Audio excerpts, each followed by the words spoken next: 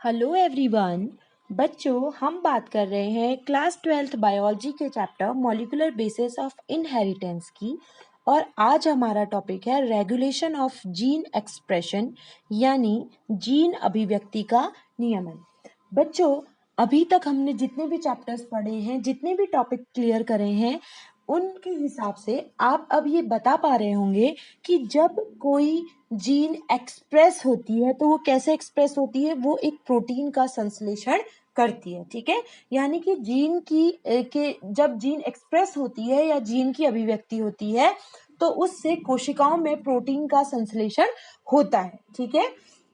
तो जीनों द्वारा किसी मेटाबॉलिज्म या किसी जैव क्रियाओं की जो रिएक्शंस होती हैं उनके नियंत्रण को या उनको कंट्रोल करना जीन रेगुलेशन कहलाता है। यानी जीन अभिव्यक्त होगा या नहीं, जीन एक्सप्रेस होगा या नहीं, या डीएनए से प्रोटीन बनेगा या नहीं, ठीक है। डीएनए से पहले एमआरएनए बनता है, ट्रांसक्रिप्शन होता है, एमआरएनए बनता है, एमआरएनए से ट्रांसलेशन होता है और प्रोटीन बनती है। यानी इस डीएनए से प्रोटीन बनेगा या नहीं, ये हम जानते हैं रेगुलेशन ऑफ जीन एक्सप्रेशन में, ठीक है। यानी expression of certain jeans and inhibits that of others, यानी कुछ जीनों को एक्सप्रेस होती हैं और कुछ जीन्स इनहिबिट होती हैं एक्सप्रेशन करने से। तो ये सारी जो प्रोसेस है इसे हम जीन अभिव्यक्ति का नियमन यानी रेगुलेशन ऑफ जीन एक्सप्रेशन के अंतर्गत समझते हैं। तो बच्चों, किसी भी जीन को हम कहाँ पर रेगुलेट कर सकते हैं, उसके कुछ लेवल्स हैं, ठीक है। जैसे किसी भी जीन को हम अनुलेखन के स्तर पर रेगुलेट कर सकते हैं, ट्रांसक्रिप्शन के लेवल पर रेगुलेट कर सकते हैं, या ट्रांसक्रिप्शन के स्तर पर नहीं हुआ तो उससे आगे आरएनए की प्रोसेसिंग के टाइम पे हम रेगुलेट कर सकते हैं, ठीक है। अगर वहां पर भी नहीं कर पाए तो उससे आगे बढ़ के जब एमआरएनए केंद्रक से कोशिका द्रव्य में जाता है तब हम रेगुलेट कर सकते हैं, या फिर हम रेगुलेट कर सकते हैं ट्रांसलेशन के लेवल पे, और कभी कभी इसको रेयर कंडीशन में पोस्ट ट्रांसलेशन स्तर पर भी हम रेगुलेट कर सकते हैं, ठीक है बच्चों। अधिकतर प्रोकैरियोट्स और यूकैरियोट्स कोशिकाओं में ट्रांसक्रिप्शन के लेवल पे जो जीन का नियमन है उसको हम स्टडी करते हैं, ठीक है बच्चों। यहां पर एक चित्र में देखिए, ये एक डीएनए है, इस पे कोई जीन है, ठीक है। इस जीन को का रेगुलेशन अगर हम चाहते हैं ना हो तो हम इसको कहां पे कंट्रोल करेंगे, ट्रांसक्रिप्शन, यानी इस डीएनए का हम ट्रांसक्रिप्शन रोक देंगे, यानी डीएनए से हम एमआरएनए बनने की प्रोसेस को रोक देंगे। जब एमआरएनए नहीं बनेगा तो फिर आगे का प्रोसेस रुक जाएगा और वो प्रोटीन जो है वो संश्लेषण नहीं होगा, ठीक है। उसके बाद हम जीन प्रोसेसिंग के स्तर पे कैसे रोकेंगे, हमने बात की थी कि यूकैरियोट्स में जो हमको एमआरएनए मिलता है वो प्री एमआरएनए होता है, प्री एमआरएनए होता है।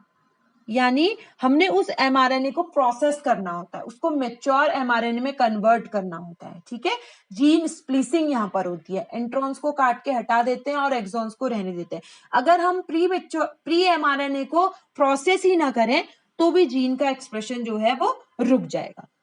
अगला जो था लेवल, जो एमआरएनए होता है वो न्यूक्लियस में होता है, न्यूक्लियस के बाद एमआरएनए को आना होता है कोशिका द्रव्य यानी साइटोसॉल में, क्योंकि ट्रांसलेशन का जो प्रोसेस है वो राइबोसोम के ऊपर होता है और राइबोसोम कहाँ होते हैं, कोशिका द्रव्य या साइटोसॉल में होते हैं। अगर हम एमआरएनए को न्यूक्लियस से बाहर आने से रोक दे तो भी जो जीन का एक्सप्रेशन है वो रुक जाएगा, यानी प्रोटीन सिंथेसिस जो है वो रुक जाएगा, ठीक है।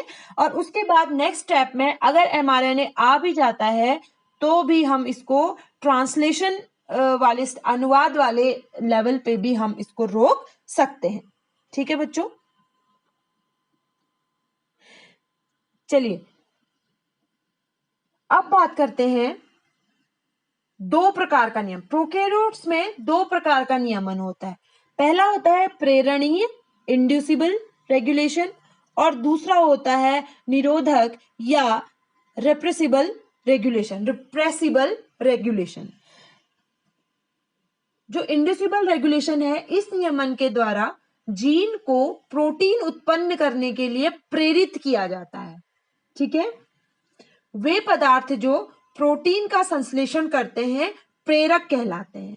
जैसे ई कोलाई में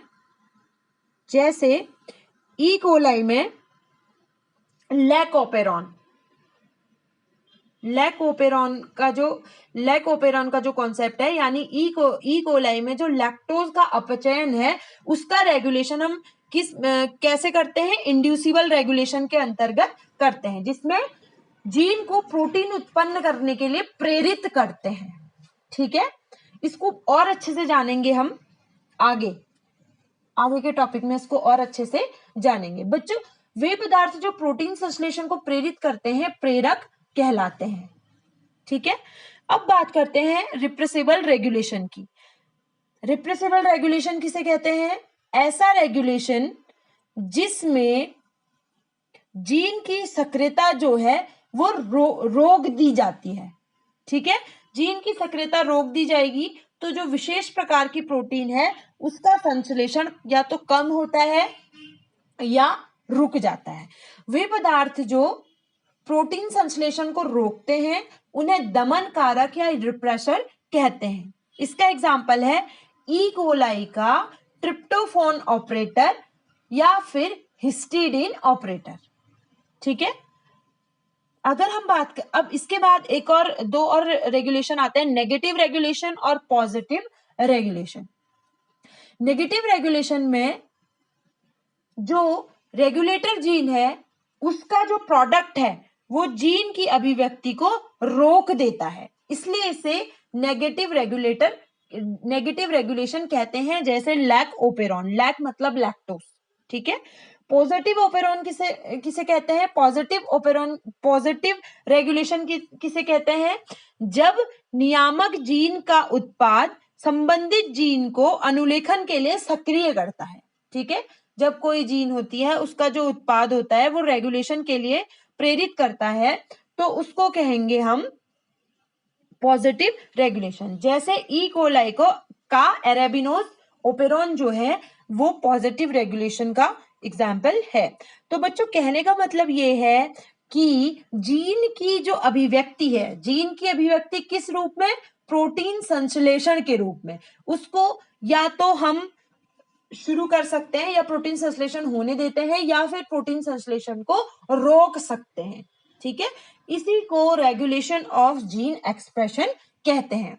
अपने नेक्स्ट वीडियो में हम लैकोपेरॉन की बात करने वाले हैं, लैक्टोज ओपेरॉन की बात करने वाले हैं और ओपेरॉन कॉन्सेप्ट को भी हम यहाँ पर समझने वाले हैं। और साथ ही साथ जो ये आपका ट्रिप्टोफान ओपेरॉन है इसको डिटेल में तो नहीं पढ़ना है, लेकिन एक डायग्राम की सहायता से उसको हम समझने की कोशिश करेंगे। ठीक है, चलिए मिलते हैं अपने नेक्स्ट वीडियो में।